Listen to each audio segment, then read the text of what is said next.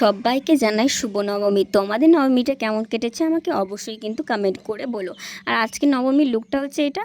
লুকটা কিন্তু আমার দারুণ লেগেছে। লুকটা কিন্তু আমি করেছি, কিন্তু আমার খুব ভালো লেগেছে এই লুকটা। তোমাদের কেমন লেগেছে আমার এই লুকটা অবশ্যই কিন্তু বলো। আজকে গেছিলাম আমরা একটু ঠাকুর দেখতে, ওখানে দেখা হয়ে গেছিলো আমার একটা ফ্রেন্ডের সাথে, স্কুল ফ্রেন্ড। আর স্কুলের ফ্রেন্ডের সাথে দেখা হলে কতই না মজা। সেই হিসেবে আমরা অনেক মজা করলাম, আড্ডা দিলাম আর খুব মজা করেছি। মজা করার পর আমরা চলে গেছিলাম ঠাকুর দেখার জন্য। আর এখানে ঠাকুর দেখতে এসে আমার একটু আলাদা একটা কাণ্ড, সেই কাণ্ডটা তোমাদেরকে আমি আস্তে আস্তে বলে দেবো কি হয়েছে আমার সাথে। আর এদিকে ঠাকুর দর্শন করার পর আমরা চলে গেছিলাম বাইরে। বাইরে এসে তোমাদেরকে বলছি কি হয়েছে আমার সাথে। এদিকে দেখো আমার একটা গোলাপ হারিয়ে গেছে আর একটা গোলাপ থেকে গেছে। সত্যি কথা বলতে আমার মতো ফুটো কপাল আর কারো নেই খো। তারপরে এই ফুটো কপাল নিয়ে চলে গেছিলাম এগরোল খেতে। আর ওখানেও ফুটো কপাল, কেন ফুটো কপাল বলে দিচ্ছি। এগরোল খেতে গিয়ে দেখি এই সসগুলো এতটাই টক আর এতটাই বিচ্ছিরি খেতে, কি বলবো, না বলে আর থাকতে পারলাম না।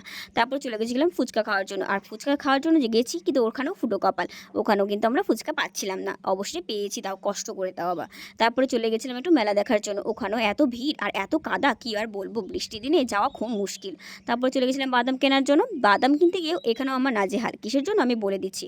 এখানেও দেখি আমার আর একটা গোলাপ ফুল হারিয়ে গেছে। মানে আমার এতটাই ফুটো কপাল, আমার একটা গেল তো গেল, দুটোই গোলাপ ফুল হারিয়ে গেল। আমার মতো ফুটো কপাল কে কে আছো কিন্তু আমাকে অবশ্যই কমেন্ট করে জানিও। তারপরে আমরা সোজা বাড়ির দিকে রওনা দিলাম, কারণ ওখানে যদি আর বেশিক্ষণ থাকি না, আমার সব জিনিসই হারিয়ে যাবে। এখানে বাড়ি এসে আমরা দৌড়তাল নাচ শুরু করে দিলাম।